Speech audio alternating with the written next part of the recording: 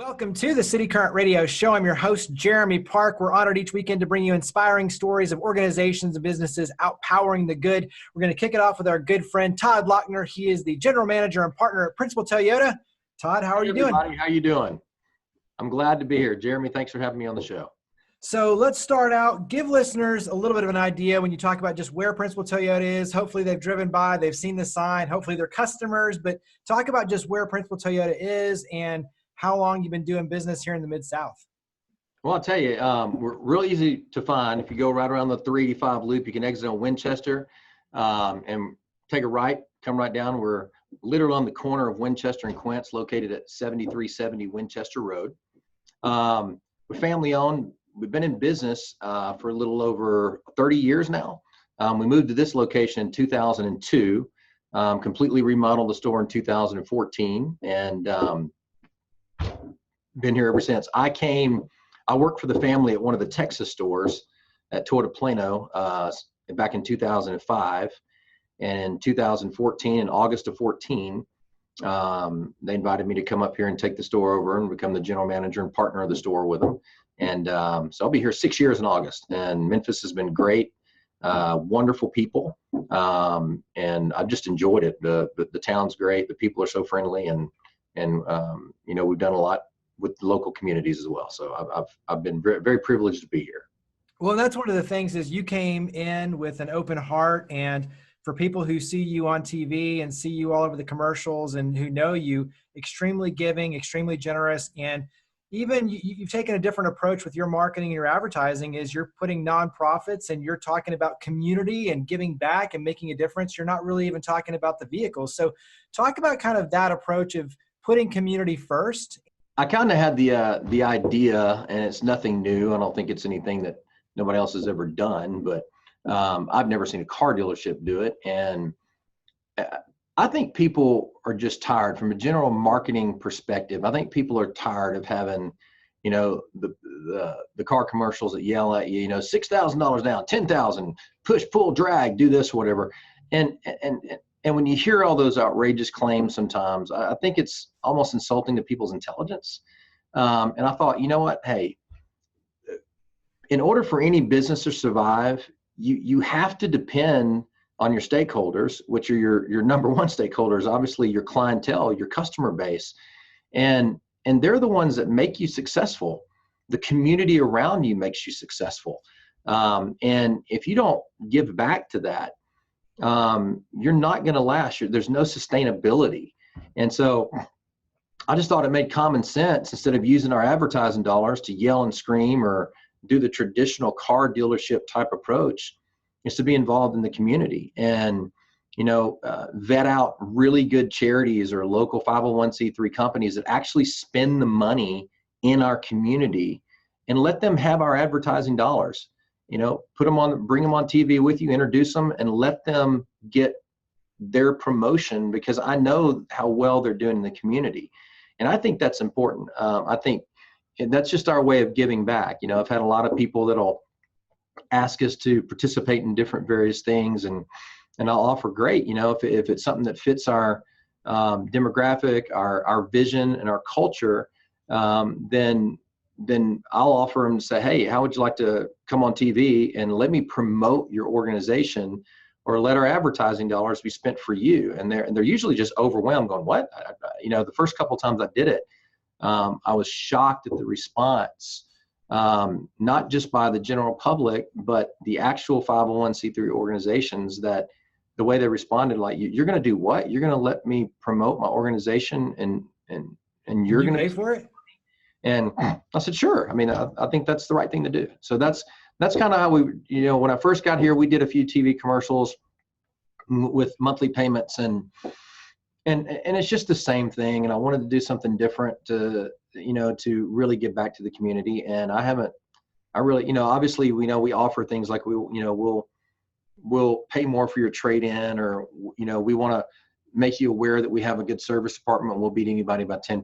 But as far as advertising cars for money off and payments, I just haven't done that in almost 5 years now. Yeah. Talk about the idea of using your store also, because I know around the holidays you invite the children in and you work with schools and you go out and you buy tons of Christmas presents and you bring Santa in and you make it a big show for the kids. Talk about using your dealership as an actual vehicle to be able to create change. I'll tell you, that's been a real blessing. I wish I could take credit for the idea. We actually had a guy that worked here a while back that came up with that idea and approach. He'd use it in another state for another totally different type of business than the car dealership.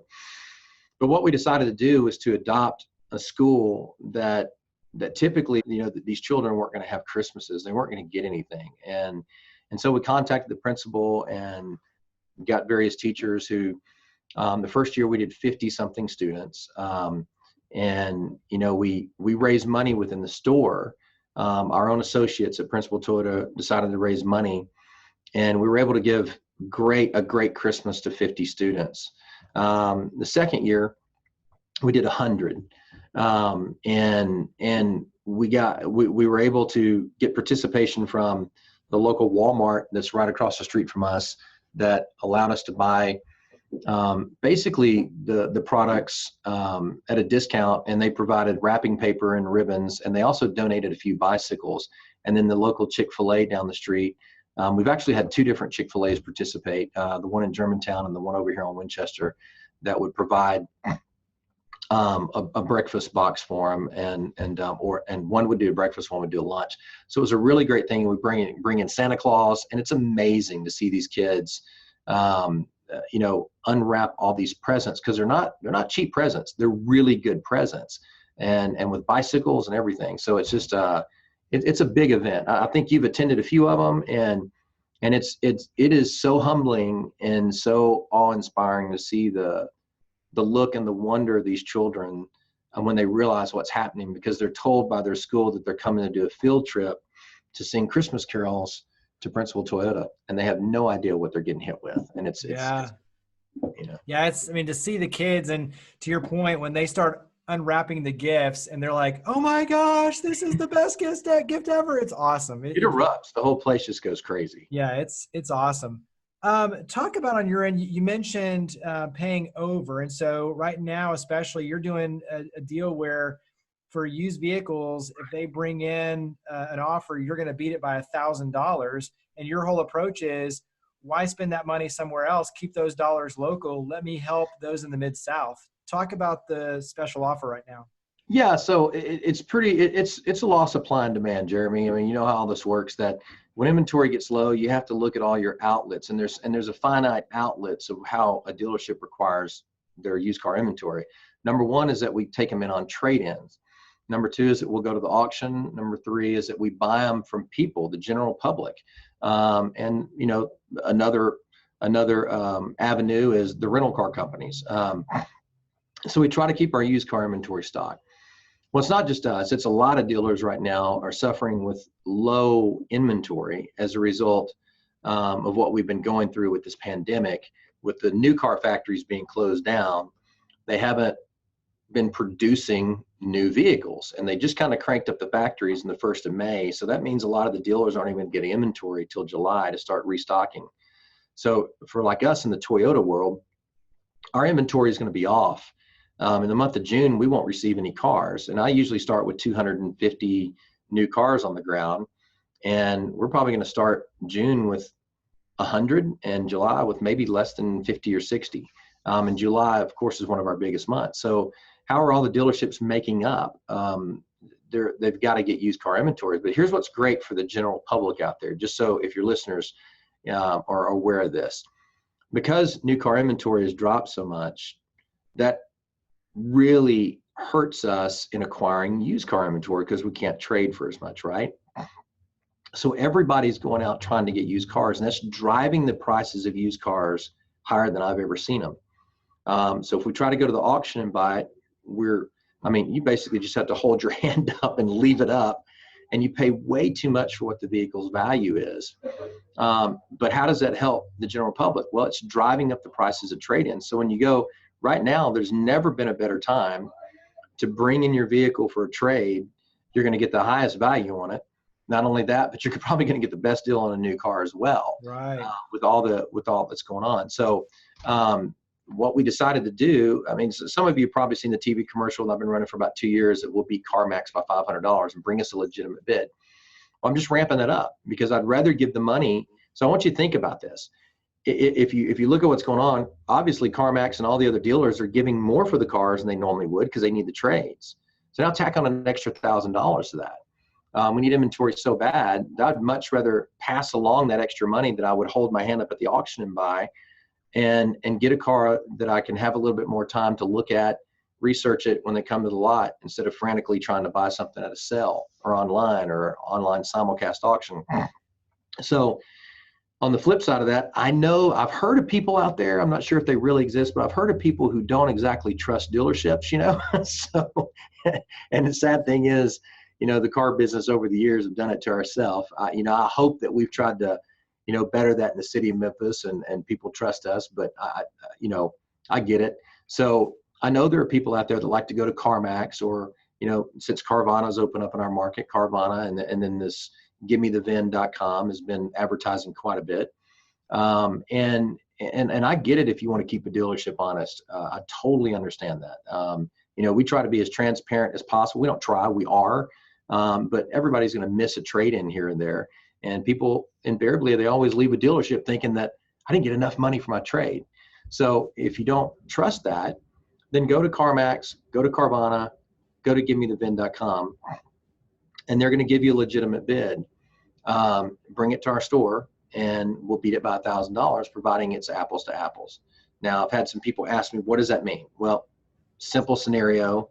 Say you go to one of those institutions and you get the printout, and you bring it over to us, and we look at it and it says, hey, right rear fender, excellent condition, and no dashboard or engine lights. And when we look at the vehicle, there's a scratch on that right rear fender, and you've got an ABS light on your dash. That's not legitimate because they actually missed it. They're going to offer you that bid, but we're going to look at that and go, okay, hey, look, we can look at this and I can get it fixed cheap, and we may adjust the bid accordingly. That's only fair.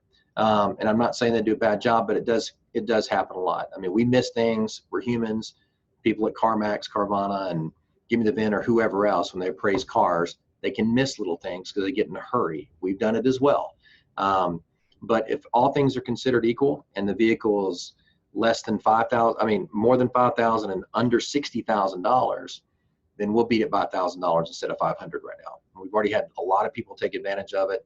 I've done some social media advertising on it, and we've had some good success already, but we need inventory. Yeah.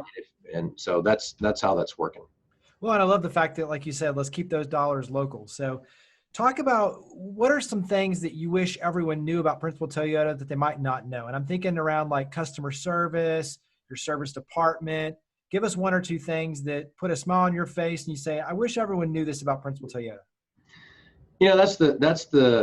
That's easy for me to answer. I wish everyone knew how incredible our associates are. And we make it a point to call them associates and not employees because we feel like we're a partner with them. And we're not successful. Business is only as good as its people. Now, with that said, every business has great people, but that's that key word, the word people.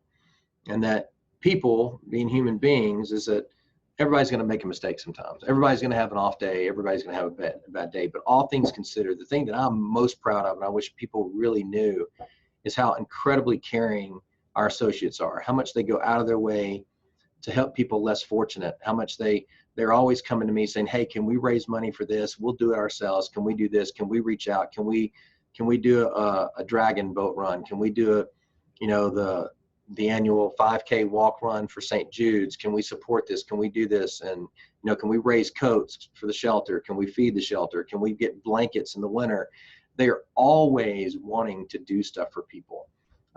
It's almost every day that I have somebody from my service department or the service manager call me, hey, Todd, we've got a person here that's got a repair on their vehicle and they fell on some hard times and they need their car to get back and forth to work, but they can't afford the actual repair. And it's nothing for us to go, great, cut the labor, cut the parts back to as if they were an employee of our store, take care of them. And our associates are amazing. They really are. That's what I'm most proud of. That's what brings a smile on my face when I come to work every day. And I know that I have people that genuinely care about the people. And it's not just about selling a car. It's not about selling service or parts. It's about developing relationships, because anybody can sell a car. Anybody can sell you or change your oil, fix your car or whatever. But it's about developing that relationship. And, with that said, are we going to mess up from time to time? Daggum right we are. We're human beings and we're people. I'm going to mess up or not handle the situation right. But we're always quick to figure out the right stance and make it right and do the right thing by the customer 100% of the time. So we have a lot of entrepreneurs and students and people who are listening who want to sharpen their leadership skills, and really just business owners as well, always looking for opportunities to grow.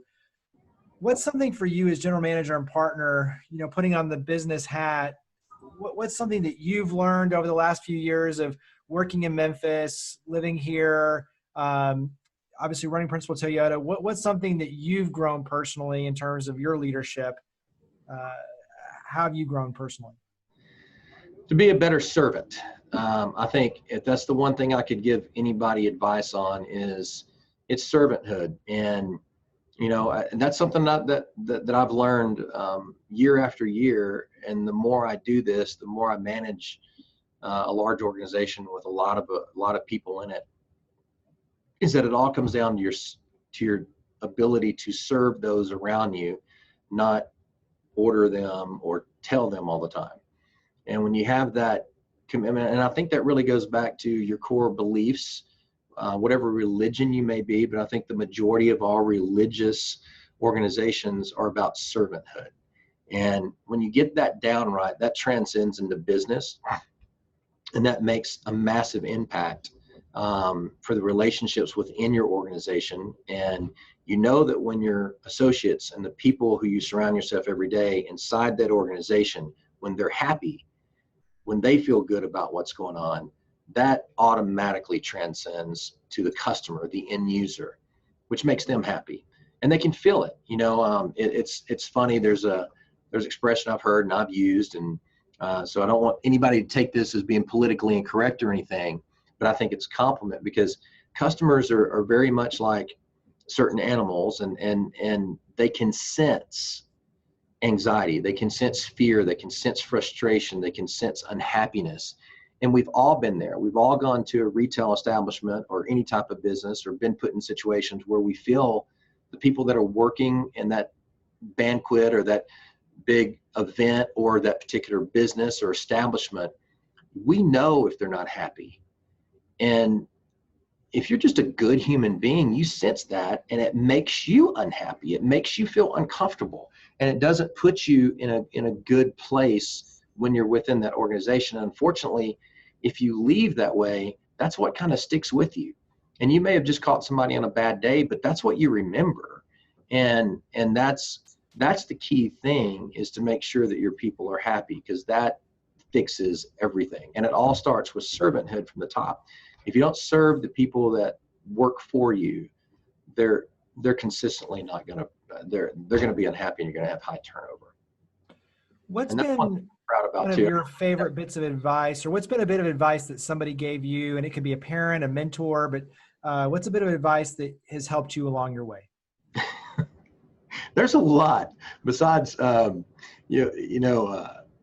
would say the number one thing is to be a servant, but the best advice I ever received was from a general manager that I worked for a long time ago, who at first I actually could not stand him. He came to our store and he was extremely arrogant, kind of a little, he was just flat out rude and mean. And then he became one of the best managers I ever worked under. But I remember him telling me one time, he said, "Hey, look, man, you may think I'm hard, you may think I'm mean, you may think I'm rude, you may think this, but he said, I'll tell you this. I come to work every day, and if I can't go to sleep at night and put my head down on my pillow knowing that I did everything that I could to push the people that rely on me to have a better life, better financial status, a better marriage, better relationships with their children, if I can't push them to be better at what I see in them, then I failed. And the next day when I go to work, I've got a lot of catching up to do. And that always really stuck with me because, we fail. And if you don't go to work, and as a leader, you don't see the potential in the people that you've hired, or that maybe were there at the organization already when you were brought in to take over a store. If you can't find that, and the problem's with you. And if you don't understand how to get the betterment out of the people you work with, then we've all failed as managements. We've all failed as leaders. We've all failed as CEOs. That's where it all boils down to, is that it's our job, because I feel that we've been entrusted with people. And I bring that from a religious platform, that I believe that wherever you are, you're there because a higher power wanted you there for a reason, period, in the story. And while you're in that position, it's your duty for the people that you've been entrusted with to make their lives better. And sometimes you have to be rough on them, not mean, but sometimes you've got to push them. It's kind of like that head coach or that coach or your favorite teacher. If you look back 20 years, people ask me, you don't remember the teacher that was super nice all the time. You always look back as an adult and go, man, that coach, that teacher was the one who had the biggest impact. Why? Because they pushed you. They challenged you to do things that you didn't think you could do, and it made you a better student, made you a better person. It made you who you were. And that's what I feel as, and I fail a lot at it, but that's my ultimate goal. And that's the best advice I've ever been given, is that you've got to always, before you go to bed at night, did I do my job by figuring out a way to make the people who I've been trusted with better?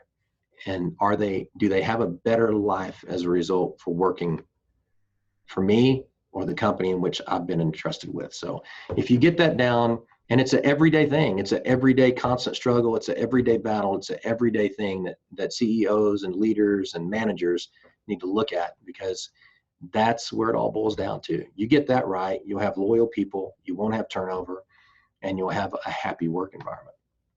The last question is the easy one, is where do we go? So website, social media, phone number, where would you direct us to go to learn more about Principal Toyota? Well, obviously, principaltoyota.com. And that's the principal that good morals, values, integrity, not vice principal, but it's the LE. But if you mistype it and put the AL, we did buy that, so it'll forward you to. And if if you're looking to sell your car or trade it in and you don't, but sell it directly and you need to get rid of a car during this time, you can even, if it's easier for you to do, you can even type in sellittotodd.com or go to principaltoyota.com, and up there on the top menu under pre-owned vehicles or new cars, there'll be a little drop down that says value your trade. You can click that, fill it out. You don't even need to bring the vehicle in. And we'll be more than happy to take care of you and give you the most money for your car. I know there's trying times for a lot of people, and we're all in this together, and we are going to get through this. And America is going to get through it. Memphis is going to get through it. Germantown, Collierville, Bartlett, Arlington, all of our surrounding cities, we're going to get through this together, and we will win. I have faith in the people around here. I have faith in Lord above, and I know that we're going to beat this. So it's going to get back to a sense of normalcy soon. I feel it. Well, Todd Lochner, thank you for all you do for coming on the show. Thank you very much, Jeremy. I appreciate your time. Thank you very much. Bye, everybody.